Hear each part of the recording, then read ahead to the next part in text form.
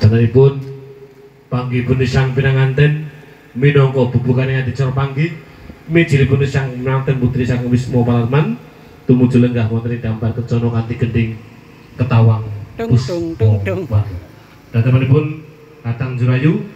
Syoga ing gawe nuwun.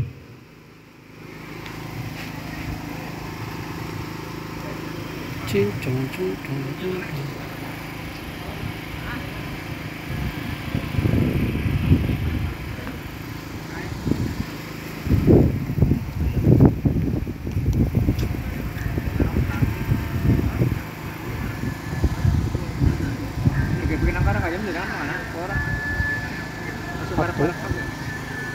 Sing atuh iki wis bebon ya.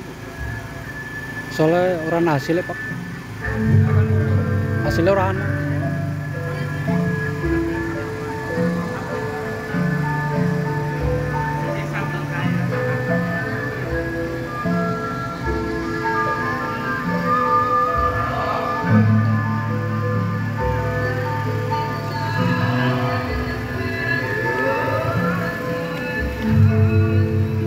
Wilahing sekaring pawana langgeng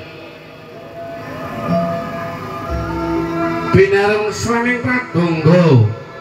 munja anglanging ana ganda arum kang ngembuh angebegi sasana pawiyahan nulya mijilipun sang pinanganten putri saking Wisma Palarman tumuju lenggah wonten ing dampar kencana kawis tinggal mijilipun sang pinanganten putri Rayu Khalifah sarjana pendidikan membat madu lampaipun sang pinanganten ngendewa gading astane nawon kemit bangkekane kaya macan kang luwih lampaipun sang pinanganten putri sajangka dumugi sajangka lampaipun bombong monggok manipun panjenenganipun Bapa Sutrisno dalakang ibu panjenenganipun Ibu Satini angapit mijilipun sang pinanganten tumuju wonten Pilenggahan Agung dampar kencana bombong monggok manipun ingkang putra Rayu Khalifah saged kapit dhateng manipun ingkang Rama dalan ingkang Ibu Rama Ibu nyuwun palilah pantunggulipun Rama nyuwun berkahipun saking Rama lan Ibu lho anak wadon cah ayu Rama lan Ibu paring pangestu marang sliramu nduk nyuwun dhateng Gusti Allah ya Gusti karo jagat Gusti kang murbing dumadi Gusti kang moho wikang mugya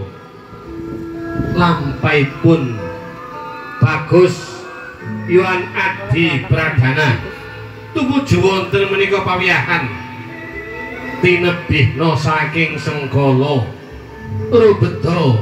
lan Bilahi luminjih Rama Ibu matur nuwun Rama Ibu pantunganipun saking Rama dados jejimah kagem ingkang putri iya nduk tansah nyuwun dhateng Gusti Allah mugia kabul hajatipun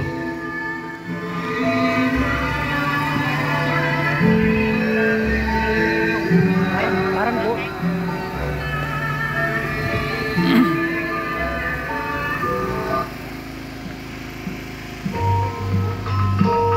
barang bae Bu barang lebune barang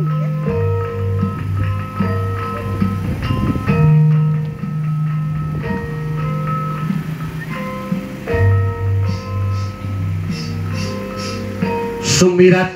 ambabar Jomaya saya dangu saya cedha saya caget saya ngalela kawis tinggal rawuhipun Sang Pinanganten kakung Bagus Yohan Adi Pradana gagah pidaksa Sang Pinanganten kakung wondene rawuhipun Sang Pinanganten ana satriya bagus ya satriya kembar kaya jambe kang sinigar padha bagusi ana widodari kang ngiri lampahipun Sang Pinanganten kakung Subo Manggala kang niat lampahipun Sang Pinanganten katon dampyak kaya dene selo blegidi apa to selo blegidi selo watu blegidi semut kaya dene semut